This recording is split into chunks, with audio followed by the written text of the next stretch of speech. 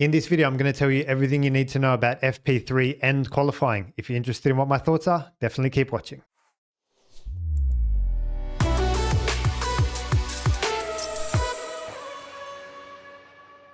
Welcome back to the channel, guys. I hope you're going well. My name's Martin and I'm a specialist technical coach and mentor for open formula drivers. Let's kick off with FP3, some different challenges to what we saw in FP1 and FP2. And I'm going to start and draw your attention at turn 1. Now, the challenge at turn 1 in FP1 was braking on that curb. I said, yes, it's the correct technique, but a lot of the drivers found that they were locking up that left front tire across the curb because it's got less grip on it than the track. I was saying, don't worry, like that'll clean up eventually as enough drivers do it and clean that curb up. And as they lock up, they're dragging rubber across that curb and eventually that won't be a problem. So come FP2, tick, not a problem anymore. The guys can use the entry curb, open up turn 1, carry good speed up the hill, all good. Come FP2, however, the issue at turn 1 now was that the wind had changed direction and was blowing the rear of the car as the rear just comes parallel with the wind, starting to blow the rear of the car. And they're having traction issues and rear instability issues, but more on the exit later phases of turn 1. We saw that with Oscar Piastri. And again, it was because of the wind direction. Some of the solutions that I mentioned at that time yesterday were the exit differential or the on-throttle differential towards the latter stages of the corner. That's what can help you. So again, just context, we'll jump over to the whiteboard. This is what we're talking about. Turn 1 as highlighted and the wind direction and the issues were on the exit. I'll bring up a video now with Oscar Piastri's issues for a little more context on the exit of turn 1.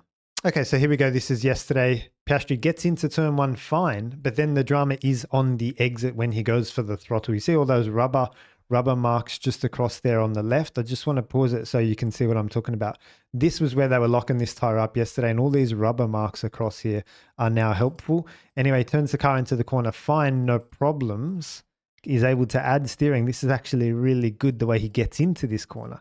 The problem is now when the rear starts to align with the wind, he starts to have traction issues on the exit. So why am I telling you all this? Well, we're done with the entry curb issue. We're done with the exit issue. We got a new issue to talk about today. Entry instability, under braking, and the initial turn into turn 1 was dramas and problems. Now for Lando Norris, we've spoken on the channel for a while saying that he's been struggling with this year to date, season to date. I showed you guys clips in Spain turn 9. I showed you guys clips in Saudi Arabia. I showed you guys clips in China turn 1. He's been struggling with that entry instability. And the story was McLaren were meant to bring this new front end assistance help redesign that Oscar didn't take and Lando did take, that was meant to help him in this area. He struggled at turn 1 the most. Lewis Hamilton struggled as well. And then Piastri in the system, McLaren also struggling there as well.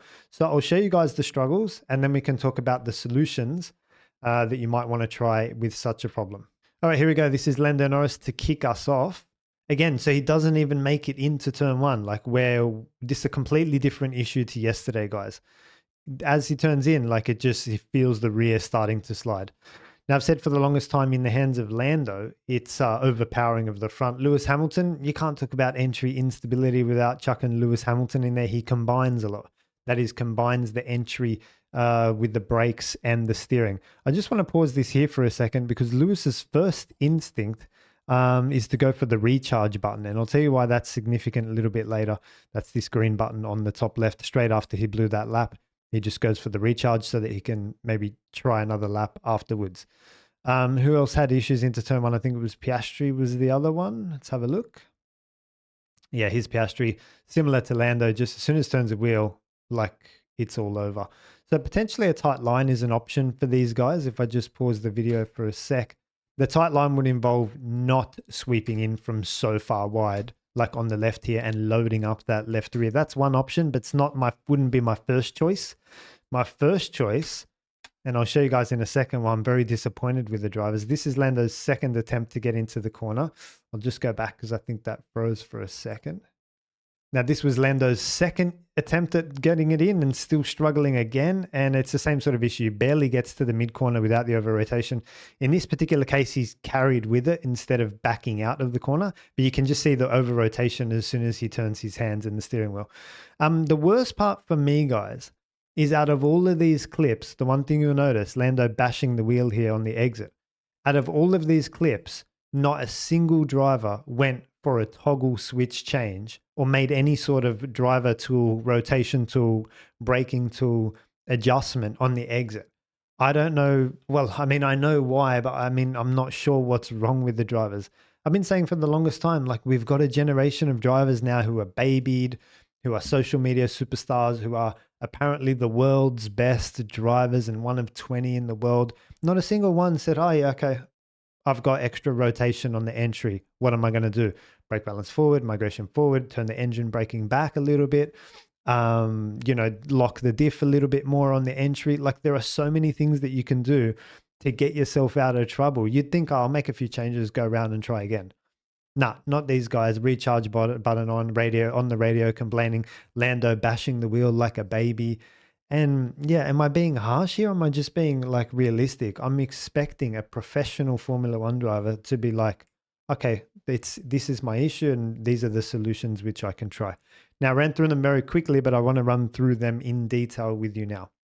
So locking up the differential. The diff controls the rear rotation, the inside rear wheel versus the outside rear wheel, and you can control that diff locking at different phases in the corner.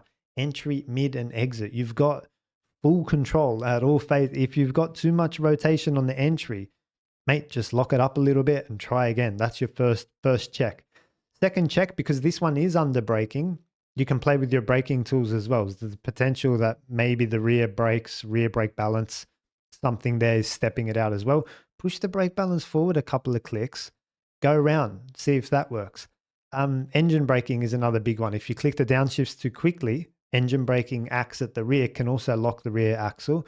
Or if your engine braking setting is turned up to maximum or high, also just a normal downshifting pattern will also lock the rears.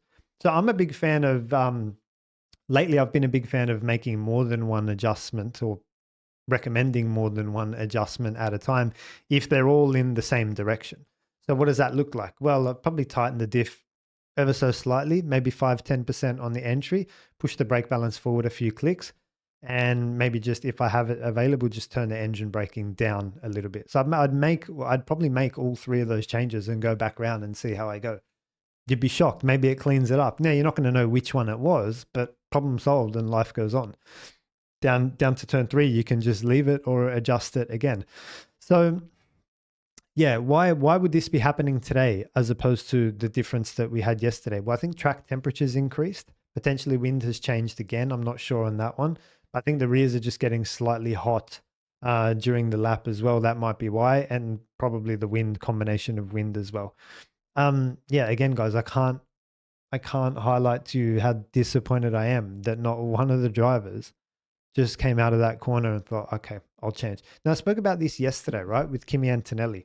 And Kimi in Canada, I saw this. And in FP1 yesterday, I saw this. Kimi comes on the radio whenever something's locking up and says, my fronts are locking, my rear's locking. And Bono says, yeah, we'll have a solution. Don't worry, come back and we'll talk about it. And I'm like, that's not good, because that doesn't promote a problem solver. That doesn't promote a thinker. That doesn't promote someone who can dig themselves out of trouble. That doesn't promote someone who's more than just a racing driver, who's open-minded and willing to learn and curious and like becomes a complete racing driver. Recall 2016 when in Baku with Mercedes, when the team couldn't talk to their drivers to tell them how to reset the engine, it was Nico who worked that out and won that race. And it was Hamilton who was fumbling around saying, guys, I don't know what's going on here. I don't know what I'm supposed to do. And it's that. Now, yes, we have radio, but there are times when going to the team for a solution means that they have to check the data and then check back with base and then verify the information and then give it back to you. That's the long way around. You've got to be dynamic and be able to do that yourself. So that's where I say I think it's really important, and that the drivers are not left alone, but they're encouraged to try, explore, experiment, and problem solve for exactly this reason. Because now Lando's bashing the steering wheel on the exit. Like, he'll probably take pole later today, but it's like, how can I say this, guys? Yeah. Now, just to finally bookend what I'm saying, do you remember George Russell's pole in Canada? And he said, as he was going down the back straight, he noticed his top speed was 1 or 2 kilometers more than usual. And he said, we must have a big tailwind at the moment going down the back straight in Canada, I need to actually adjust my braking point ever so slightly for that extra top speed / tailwind. And George took pole because of that little detail. Like, it meant he didn't make a mistake into the final corner. He nailed his braking point and he could keep his advantage and take pole. That's something that a team or an engineer is not going to be able to tell you live on a Q3 lap. And that's why I keep saying to you guys, there is a relation to F1 that's feel, that's instinct, that's intuition, that's experience, that's problem solving, that's knowledge, and something that's not data and engineers and computers, and you can't rationalize everything. Do you know what I mean? So yeah, I say all that to say I was very disappointed to see the drivers not on the exit of that corner playing with some tools, working a few things out, and then just trying again, basic kind of trial and error principles. Okay, Mr. Leclerc had his struggles at turn 3 as well on 2 or 3 occasions. Again, following on from what I just said, it's like the same issue down at turn 3 multiple times. Like, you want to play with something at some point. Let's bring up the video now and show you. So this was the first one, 40 minutes into the session. If you watched his hands there, you would have seen him switch them like opposite lock to try to fix that one as he turns in here. Bang, there you go. So that's the second one, I believe. And there's a third one as well later in the session. But yeah, it's the exact same thing as what we saw. This one, I wouldn't necessarily go after the differential because there's not that much rotation happening at that point. He's just literally just braking, and it's at the later stages of braking when he starts to turn. The rear is not as loaded as what it was in turn 1 examples. So in that one, I'm leaning more towards braking. Migrate your brake balance forward, push your brake balance forward. Probably those two are the ones I'd go after if I was Leclerc. Just get the braking off the rear axle, get it more towards the front, and then hopefully it won't step out. Now, these two turn 1 and turn 3 incidents are very interesting. Why? Because apparently Ferrari have bought upgrades here, at least on Lewis's car, I know, to try to resolve for this issue, entry instability. So obviously their upgrades are not working. Secondly, in the hands of Lando Norris, McLaren have given him that new front end design that Oscar said no to in Canada, which is meant to give Lando more feel in the front end. Again, I don't know what feel is. We spoke about this yesterday. Is it more feedback through the steering wheel? Is it more detail? What is this meant to do? I don't think Lando needs more feel. I think he needs a less powerful front end. So something that's just, if this is the front end grip ability, just widen that window for him so that it's like if the throttle just goes from 0 to 100 super quickly, it's too powerful, it's too sensitive as well. So Lando would just need more range in that throttle to be able to control it better. Same with the steering. You just slow the steering rate down. If Lando can slow his hands down a little bit as well, I think these are the things that can help. If we just dial a bit of front grip, dial a bit of front wing out, you know, obviously there are multiple ways you can solve this problem, but giving Lando more feel in the front while still giving him the same rate and same grip and same everything, I don't think is going to be helpful. And yeah, we've still got some entry issues as well. So look, I'll be following this story throughout the season to see how Lando gets on with this front end. But yeah, we've seen him struggle with entry instability with the MCL39 for the longest time this season. All right, a quick look at the FP3 results together on the screen in front of you. Lando top with fastest in all 3 sectors. It just goes to show how much performance McLaren have in hand, to the extent which he's coming through turn 1, bashing the steering wheel, not happy with the handling. He's topped by 0.2 to the nearest Verstappen, to the nearest non-McLaren car. Leclerc there as well. Hamilton, and I think like we said yesterday with Mercedes, I think we were right in saying that, yeah, Mercedes just don't have anything this weekend. So it's probably going to be a fight for pole between the 2 McLarens. And yeah, curious to see how that one unfolds. All right, let's kick off with Q1 and qualifying. The first thing I want to let you guys know is that it was very, very, very hot. We had something like 9 degrees day on day compared to yesterday. And I think that's where things started to get away from the drivers, not only what we mentioned in FP3, but what we saw in qualifying as well. We saw sliding within the lap. So the drivers trying to prepare their laps and then, you know, have sliding of the fronts or the rears that's understeer or oversteer during the lap, and all these struggles start to appear. Now, it was interesting because Yuki Tsunoda in Q1 was struggling with understeer, sliding of the fronts, and Max was struggling with oversteer, sliding of the rears. Same car, 2 completely different drivers, obviously. I don't know what different direction setup they took, but that's like a big swing in balance for two drivers that are in the same team. So that's the sort of issues that we were facing in qualifying. Now, what can you do to fix something like that? Well, there's only a few things you can really do. You don't want to do a slower outlap because that kind of ruins the preparation and doesn't get the tires even up to temperature. I think the only thing you can do, if I just go over to the track map, is just really protect the rear in the traction zone out of turn one. So that's out of here. And then out of three as well. You really need that because you're going to need the rear in 4 and 6 as well. 9 and 10, not too bad. So I think those ones aren't a big problem. But I think 4 and 6 is where you need the rear. Now, 6 is where you need the front a lot as well, particularly 7 as well. So, yeah, I don't think most of them were struggling with the front per se. It was more the rear, and Carlos was also the rear in Q1 as well. So just as we have a look at the results together, as you can see, Carlos was kicked out. He was P19 on the 1 minute 5.5. That's 9/10 off the fastest time in this session. And he mentioned a few problems, actually. He said moving under braking was a problem. So pulling to one side under braking. And then he said something interesting, which was that there was no load in the high speed. When he says that, it means that the rear is sliding. So then it's not gripping up, it's not loading, it's not providing that bite into the track. Davidson showed a few clips towards the end of that session. After that session with Carlos's struggles, yes, they were into 6 and 7 as he turned in. The rear just looked really disconnected.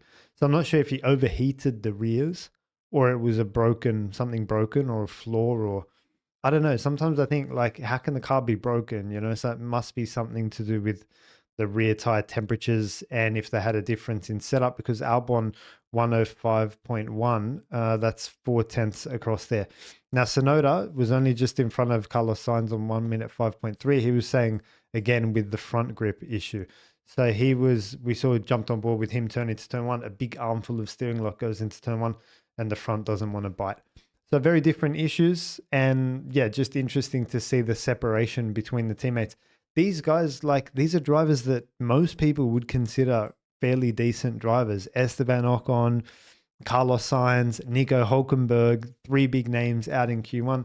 And I think it goes to show what a good job their teammates are doing, which is Behrman, Bortoleto, and Albon, of course. Now, look, given the big difference in lap time, I don't even think it's worth exploring the telemetry for Q1. Let's jump over to Q2. So these were your Q2 results, and who was knocked out was Fernando Alonso P11, Alex Albon P12, Hadjar 13, Colapinto 14, and Behrman 15. It was topped by Lando Norris again with the fastest second and third sectors. And I think at this point, Lando's feeling pretty comfortable, pretty confident. This is the story that we've seen and we've followed so far into this weekend. Is Lando having good practices, good qualifying, generally being on top of Oscar? And then what happens in Q3? That's the big question. Interesting to see that only Antonelli just barely scraped through. We spoke about some of his struggles in FP3 as well, and just the general philosophy and mentality. And good job here by Lawson and Gasly, Bortoleto, all the guys that I think made it into Q3 did an amazing job. And Leclerc as well. Obviously, he missed FP1, so that's a solid effort as well. Now, given that there's a couple of guys that made it through where their teammates didn't, for example, Hadjar and Lawson and Colapinto and Gasly, why don't we have a look at their telemetry now? Alrighty, hopefully you can see that on the screen in front of you. This is Colapinto and Gasly's Q2 lap, where Gasly obviously made it through and Colapinto didn't. Let's see where this delta runs away a little bit from Colapinto. If we look at the track dominance, it's pretty much the whole track, except if we look at the delta, I do see a big spike in this area here, which is turn 3. So it's actually later braking. You can see that Pierre's finding time, so much more time on the way in. Someone messaged me on Instagram and said, what do I do for turn 3? Do I brake early and try to get a good exit, or do I brake late? And I said, no, man, but brake late. Like, that's all you've got around this track. It's such a heavy straight line braking zone. You've got to brake late and carry speed to the apex. Looks like that's exactly what our friend Pierre Gasly has done. Let's highlight and have a look. And you can see in blue, the brake is much later and the throttle is earlier for good measure as well. You don't normally see both of those happen. Normally you see a sort of trade-off similar to this guy's question on my Instagram. But in this case, Pierre in blue is braking later and getting on throttle earlier as well. So that's pretty much where where Franco was losing time. Are there any other areas? You're just generally a little bit through the lap as well, a little bit here at 4, a little bit here at 6. and then that exit speed all the way down to 9. So pretty much ran away from there. But yeah, maybe it's tire temperatures, maybe it's confidence, not too sure at this point. 4/10 around here is a big gap. Next up, I want to take a look at Hadjar and Lawson. Lawson getting the upper hand in this case. Lawson in orange. There's a lot of orange at the back end of this racetrack, suggesting that Liam got a good run through 7 and carried all that speed pretty much all the way home. So just looking at the delta, anytime it goes above the orange line, that's in Liam's favor. I see, where do we see that happen? Pretty much out of turn 1. He's already a 10th ahead, and then on the next corner, still a 10th. Hadjar gets it back a little bit, but then Liam gets it back as well. So it really got caned through turn 1. That was the biggest difference. If we zoom in, you'll just see the difference in speed at the end. It's like 297 versus 293, and that 4 kilometers looks present like the whole way down. So some sort of interesting Hadjar here with a really early braking into turn 1 as well. So you would think that Hadjar could just nail the throttle, straighten the car, square it up and go. But something's happened here in turn 1, perhaps a little bit of entry instability, which meant that Liam could pretty much soak up delta the whole way down that straight down to turn 3. That's where most of it was done. Hadjar found a bit back in turn 3. Hadjar found a little bit back in turn 4 as well. But actually Liam's final corner was really good, and that kind of stretched the advantage from, at one point it got really close. If I just zoom in here, at one point these guys were 0.03 apart, and then they finished the lap a 10th apart. So errors at the start and at the end of the lap for Isaac Hadjar. All right, so here are Q3 results. It was a smashing in the end by Lando. The difference this weekend compared to Canada last weekend, he did get his banker lap in, and we're going to have a look at that as well. Because look, I think Gasly's spin in the final corner interrupted a few key pole position protagonists, namely Oscar Piastri and Maximilian Verstappen. So I definitely do want to jump over to the telemetry on the first runs and just see where Norris was stronger than the rest of them. But a good job by Lando. Got his banker lap in, converted comfortably, pretty much destroyed the field half a second, fastest in all 3 sectors. So this is the up and down nature of Lando's season so far. Let's see if he can convert this one. He should. With Leclerc being that buffer to Piastri, he should be able to escape, break DRS, get off the hook, and just be in a position to go longer on his strategies. He shouldn't need to pit and react to Leclerc and Piastri early on tomorrow. If Leclerc pits and tries to undercut and Piastri pits, Lando should go another 3-4 laps and just always give himself that tyre offset. I think that's the play for Lando tomorrow. Now look, in his first run, he slid the car a little bit into turn 1, similar to what we saw in FP3. Will comes on the radio and says, look, I know that didn't feel like a good lap, but it was actually a good lap and you were fastest. So I think Lando knew there was always time in that lap. Like, shut up, Will. We know it wasn't a good lap. And then Lando came out and put another 2 or 3 tenths on his first Q3 run. Now, finally, I just want to compare Norris and Piastri's first runs in Q3. So not these last 2 data points. I want to compare this one, the 4.2 for Lando, against the 4.7, because, I think Piastri was a little bit impeded there. We'll get some more information as we go through. But I want to compare those 2 laps and just see generally. Like we saw in FP3, it was down at turn 4, I think it was, where most of the time was being lost. I think was that FP3 or yesterday, I can't remember. Actually, here I can see it straight away. It's at turn 3, something completely different happening. But then, yes, you do get this delta running away throughout the lap as well. I'm always suspicious when I see the delta just in all corners, in all areas. I start to think it's like tire temperatures or something like that. Like from here, it's 1/10 apart. That's as they cruise down to turn 4. And then it's 1.5, 2, 2.5, 3, 3.5, 4. They finished that lap 4.5 tenths apart. So that's the back end of the track is suspicious. I'm thinking tire temperatures at that point, but this is where it really got away, turn 3. So let's zoom in and see what's going on there. So again, similar to what we saw with the previous telemetry, Norris in orange, driving clean past Oscar's braking point. I'll just zoom in so you guys can see that. Driving clean past Oscar's braking point and braking later. You find all that time on the entry, carry that to the apex, and then it never gets paid back like to Oscar Piastri on the exit. So it's a very similar thing to what we saw before. And so there is lap time, as we said in the preview and yesterday and everything, in optimizing the braking point, the braking tools, the braking pressure, the brake bias, the migration, engine braking, and so on. there are so many things involved that if you can just nail it and optimize for it, bang, you find yourself pretty much a 10th overnight. Now, just as we look ahead to the start, guys, as I got the whiteboard up here, I said on Thursday on the live stream as well, I said turn one's kind of only half the story, really. Like, what that means is, yes, you're going to need to defend a little bit into turn one, but that's half the battle, because if you're too defensive, you're going to be pinned down this long straight down into turn three as well. So if you're Lando, you're on pole position, you're starting on the racing line, that's over on this side of the track, over on left-hand side of the track. Yes, you probably want to shoot across to the mid-track, but I wouldn't shoot across all the way to the inside, because then you're going to pinch yourself up against the wall here. That's not a good entry position into turn one. So I think it's important that Lando doesn't even go as far as mid-track and stays on the racing line in order to sweep and carry speed here. So I say all of that to say that this should be manageable for Lando. This is not one where I'm saying pull to the inside, chop the guy off in P2, get to turn one, apex first, cover the inside. It's a different situation. I think keeping turn one open and getting a nice early throttle to send it down, because I feel like this is really your turn one here. Our actual turn one is just an approach to send it down the straight as well. Remember, no DRS here on the first lap. So I still think there'll be opportunities though down into the turn three braking zone. This is the one which you need to defend in. So I'll be more keeping an eye out on what happens in turn three than I will be back here at turn one off the start tomorrow. Thanks for watching, guys. I hope you learned some things from this video. If you did, please leave a comment in the comment section below, or the comments do help move the channel forward, and join the conversation. I am in the comments answering your thoughts and questions tomorrow when I wake up. Again, if you're new here, please subscribe to the channel for the racing analysis tomorrow, and I'll see you in the next one.